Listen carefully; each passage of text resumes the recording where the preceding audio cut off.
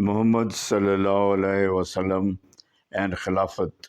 Muhammad sallallahu alaihi wasallam and Khilafat by ex-brigadier Mustansar Billah. Lesson 24. Lesson 24, 19th January 2023.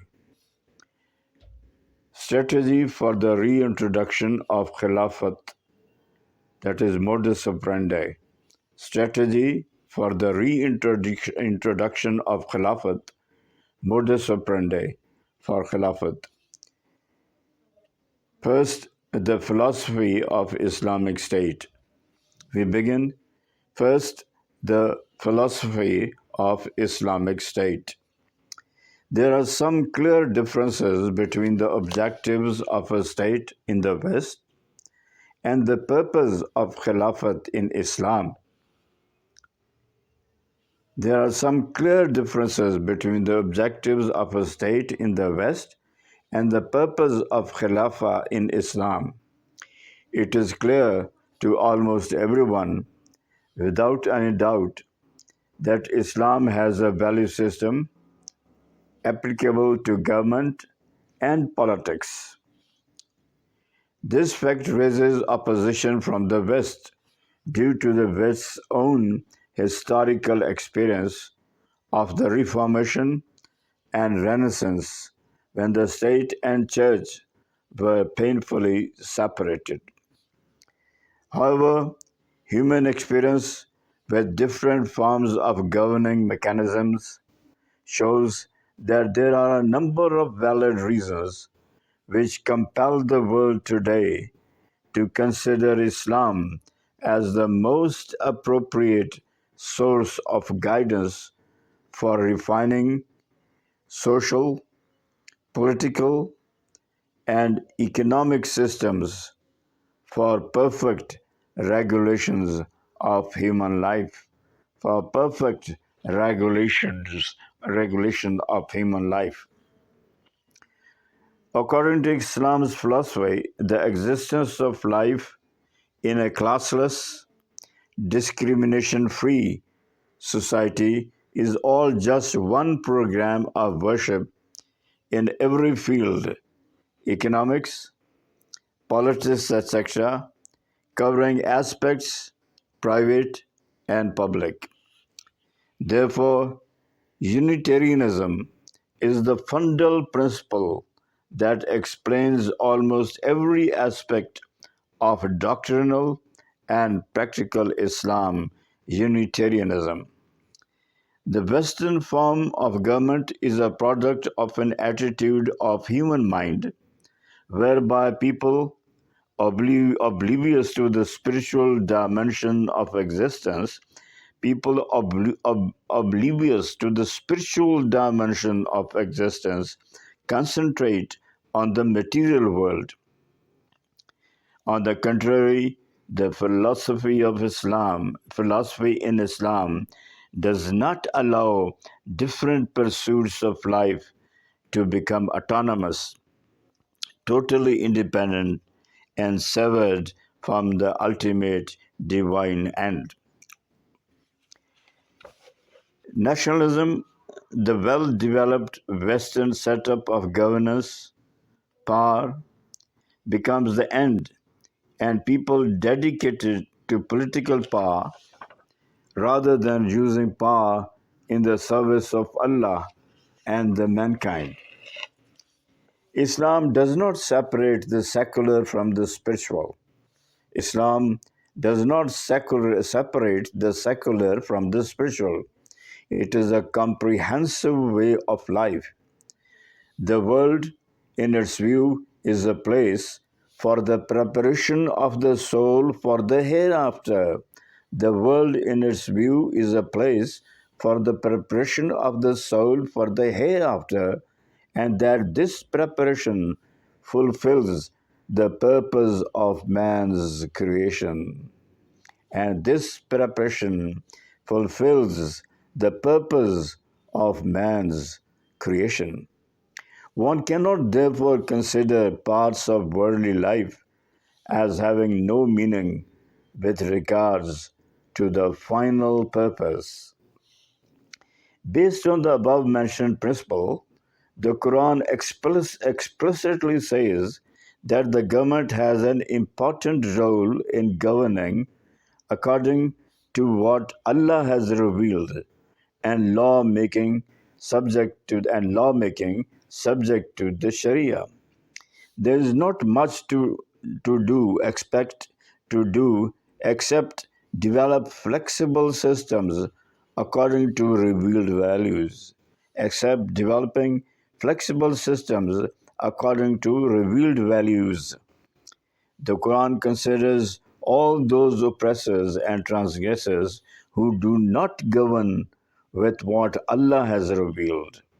The Quran considers all those oppressors and transgressors who do not govern with what Allah has revealed. The governance of Islamic society requires Islam to provide guidelines for the establishment of just government and the running of the state machinery. The values and principles of Islam and the spiritual aspects of governance were effectively implemented in the lifetimes of Prophet Muhammad and the times of the Orthodox caliphs, as well as some Muslim rulers that came after them. In this context, the principle of fiqh states, verily, any action which is necessary to accomplish a duty becomes in itself a duty. Quran and Sunnah Hadith is in fact the basis, the engine that runs the Islamic State.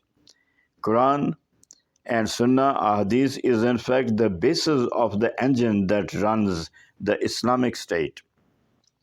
Al-Mawardi maintains that the establishment of the Khilafah is a religious obligation for Muslims. Al-Mawardi maintains that the establishment of the Khilafat is a religious obligation for Muslims because its main objective is the defense of the faith and preservation of order in the world through implementation of the revealed law and preservation of order in the world through implementation of the revealed law. In support of his argument, he quotes that verse of the Quran in which Prophet David was appointed Khalifa on earth by Allah, Al-Quran, Surah 38, verse 227. He is of the view that a secular state is based on the principles derived through human reasoning. He is of the view that a secular state is based on the principles derived through human reasoning, and therefore it promotes only the material advancement of its citizens. However, since Khalifa is based on revealed law, since Khilafah is based on relieved law, it promotes the material as well as the spiritual advancement of the people. Since Caliphate is based on revealed law, it promotes the material as well as the spiritual advancement of the people. What we have in the recorded history of Islam, now unquote, Mawardi. What we have in the recorded history of Islam is the fact that an Islamic government is limited not only in functions but in power too. There can never be an absolute government because the Sharia is always there on top. Because the Sharia is always there on top. The misconceptions of unaccountability under an Islamic system is a reality in the most established democracies. Unaccountability is a reality in most established democracies. Under the Islamic government, it is the right of the common people to ensure the head of the state and all the officials and governors follow the Islamic form of governance. It is an important function of the Shura to ensure that the ruler conforms to the orders of Allah, conforms to the orders of Allah, not the whims and fancies of the men in top positions. The essential dictum being there is no loyalty to the created which involves disloyalty to the creator. Bukhari Hadith. The essential dictum being there is no loyalty to the created which involves disloyalty to the creator. Bukhari. This is personified in the behavior of the rightly guided Khalifa Hazrat Abu Bakr Razila Ta'ala Anhu, who in his first speech as the Khalifa said, "If I behave well, support me. If I am wrong, straighten me." Hazrat Abu Bakr Siddiq in his first speech as the Khalifa said, "If I behave well, support me. If I am wrong, straighten me."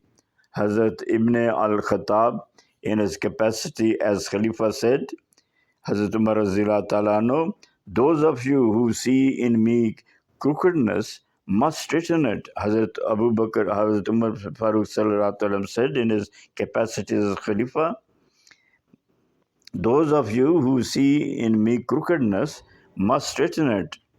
One amongst the audience replied, "By God, if we see in you crookedness, we'll straighten it with our swords." Hazrat Umar replied, "Thank God, He has created someone in the community of Muhammad Sallallahu Alaihi Wasallam who can straighten Umar with his sword." Caliph Umar later appointed the same man to the court for addressing the cases of injustice called Makhamatul Mazalim, Makhamatul Mazalim, as a qazi, as a Muhkamatul Mazalim, as a qazi, judge. Hazrat Umar bin al-Khattab were always concerned about overstepping his authority. Hazrat Umar bin al-Khattab Razila Ta'ala Anhu was always concerned about overstepping his authority. Had to explain as to how he was wearing a shirt from Baitul Mal. It is natural to think that Allah's sovereignty and the necessity uh, of obedience to the Prophet ﷺ leaves no room for the freedom and human legislation.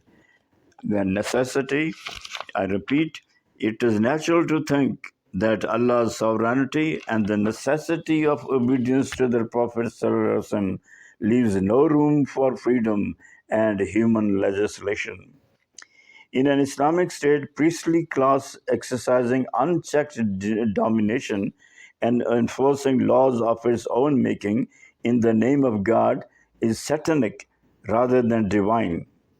The government built up by Islam is not by any particular religious class, but by the whole community of Muslims, including the rank and file. The entire Muslim population participates in running the state in accordance with the Book of Allah and the practice of His Prophet Sallallahu Alaihi Wasallam, that is His Sunnah. The entire Muslim population participates in running the state in accordance with the Book of Allah, Quran, and the practice of His Prophet Sallallahu Alaihi Wasallam, His Sunnah. Muslim governments were destabilized when Muslims were deprived of the Sharia under colonial rule. There is a far greater emphasis on human duties than human rights, public and communal welfare over individualism, and the morality is far strongly integrated into law than in a modern secular state, and morality is far strongly integrated into law than in a modern secular state. The basis of just government in Islam is its ethics. Islam persistently demands its followers to observe the principle of morality at all costs in all walks of life, and the administration at the top is not exempt. And the administration at the top is not exempt. Hence, it lays down an unalterable policy for the state to base its politics on justice, truth, and honesty. It is not prepared, under any circumstances whatsoever, to tolerate fraud, falsehood, and injustice for the sake of any political, administrative, or national expediency, as we witness in the words and deeds of the most established democracies in the world today. Whether it is relations between the rulers and the ruled within the state, or the relations of the states with other states, truth, honesty, and justice always take precedence over material considerations. That's why in Islamic history, despite deviation from the basic principles and transfer of nations into monarchies, one does not find as much oppressive governments, any crisis in human rights, etc., as we witness today under the label of democracy, because governments were limited. Moreover, Moreover, the judiciary remained very powerful. It could evoke the Sharia directly and check government.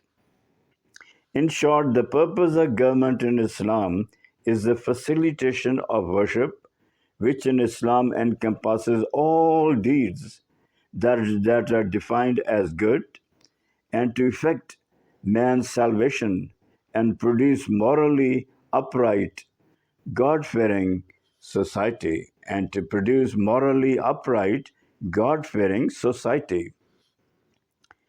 Islam persistently demands its followers to observe the principles of morality at all costs in all walks of life, and the administration at the top is not exempt. Hence, it lays down an unalterable policy for the state to put its politics in justice, truth, to put its politics on justice, truth, and honesty.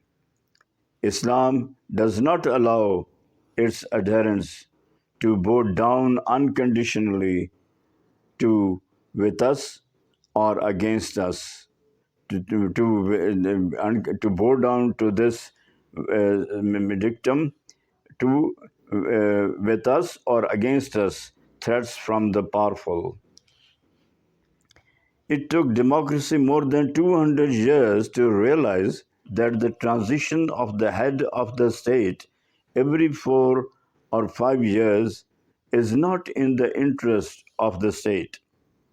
However, the earlier Khalifas adopted this principle without going through any such experiments. According to Hans Heaven and Hope, monarchy preserves liberty far better than does democracy. Islam provides an integrated, homogeneous whole. Islam provides an integrated, homogeneous whole. Once we understand its basic concepts, objectives, framework, one cannot but conclude that it is capable of creating the most human and just society, a peace and blessing for the mankind. Difficulties only arise when critics try to measure the ocean of divine knowledge, wisdom, and justice with their thimble of pedestrian criteria and standards. Now, the next heading is Islamic government and law. Islamic government and law. Two kinds of questions are uppermost in the Western mind. A. Do Muslims really need an Islamic state? A. Do Muslims really need an Islamic state? B. If they do, does Islam provide a specific form of governance? B. If they do, does Islam provide a specific form of governance? The following section, attempts to answer questions regarding the need, form, the required plugins, and associated details such as election of the head of state, legislation, selection, etc. It is important to note that the primacy of Sharia and Allah's sovereignty does not make states accountable to Allah alone. Islam makes rulers more responsible to the ruled than vice versa. If we see authoritarian states or undermined freedoms, it is not because Muslims there have submitted themselves to Allah and made the Sharia supreme. It is not because Muslims have submitted themselves to Allah and made the Sharia supreme. We cannot call any of the Muslim countries in today's world as an Islamic state. We cannot call any of the Muslim countries in today's world as an Islamic state. Yet there is no free society anywhere. Yet there is no free society anywhere. Which system then are we blaming? Which system then are we blaming? There is no coercion seen, but before claiming any right to freedom for practicing religion or giving everyone the right to reinterpret it according to his own understanding, we need to ask, do Muslims understand their responsibilities as Muslims? We need to ask, do Muslims understand their responsibilities as Muslims? The clear message of the Quran, a book that all Muslims, regardless of any classification by the new mods and new cons believe, puts three distinct responsibilities on the shoulders of Muslims. Three distinct responsibilities are responsibilities on the shoulders of Muslims. Individual responsibilities, responsibility to bind the Ummah, and collective responsibilities as an Ummah. Individual responsibilities, responsibility to bind the Ummah, and collective responsibilities as an Ummah. Muslims find answers to all the above mentioned questions in verses 102 to 104, Surah 3, Surah Al Imran. Surah Al Imran, Surah 3, Al Imran, verses 102 to verses 104 of the Quran. Now, verse 102 of Surah Al Imran, translation: O believers, keep fearing Allah. Do not die but as true Muslims. Translation of verse 102, Surah Al Imran: O believers, keep fearing Allah. Do not die but as true Muslims.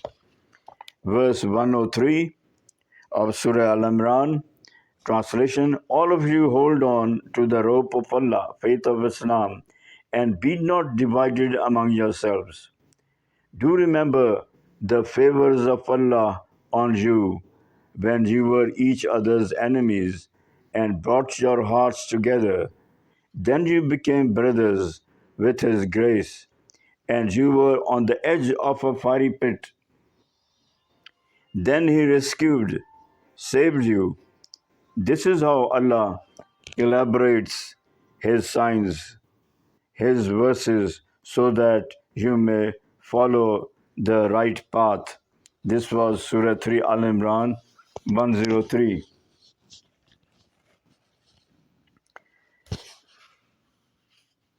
Surah 104. And there must be Surah Al Imran, verse 104. And there must be a group of people among you which calls people to piety, bids the good, forbids the evil, and such are the ones who thrive, succeed.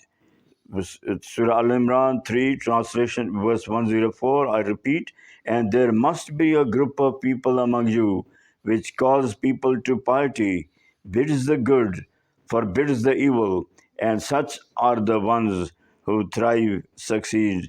Amr bil Maruf, Nahi anil Munkar, Watawasa bil Haq, Watawasa bil Haq. It is easy to say there is no compulsion in religion, and understanding these words in proper perspective. It is easy to say there is no compulsion in religion, and understanding these words in proper perspective. Of course, Allah does not recommend dragging someone into Islam by force. However, once Muslims embrace Islam, they have certain obligations. They have certain obligations to fulfill, regardless of their freedom and the state coercive or facilitative nature, or the state's coercive or facilitative nature. That's all for today. Please pray for me. Ex Brigadier Mustansar Billah.